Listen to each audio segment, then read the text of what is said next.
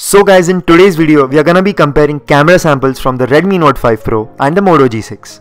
Here are the camera specs of both the phones for a quick recap. I've made dedicated camera review videos on both these phones, so do check them out on my channel.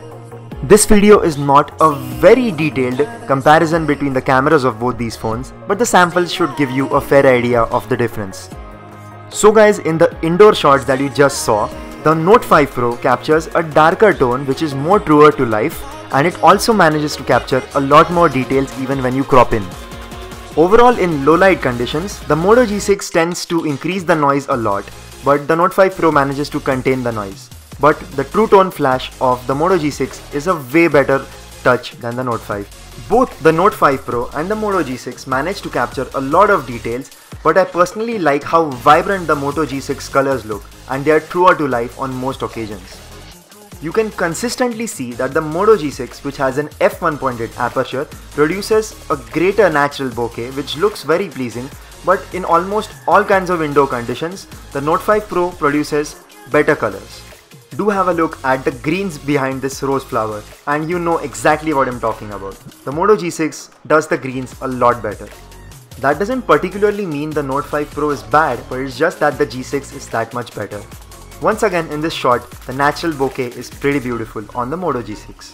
The Note 5 Pro has a very impressive hardware and software combination that produces beautiful portrait shots both on the front and the rear cameras. And the Moto G6 is no match for the Note 5 Pro in the portrait department. However, the Moto G6 does have a knack of producing some natural looking skin tones. Let's move on to some video, and the Moto G6 shoots 1080p at 60 frames per second, but the video is not that stable because it lacks optical image stabilization and EIS is only on 30 frames per second. The Redmi Note 5 Pro impressed me with its beautiful electronic image stabilization, but it's sad that it's been 3 months and there's no update for 4K or 1080p at 60 frames per second either. But EIS video is a joy to watch.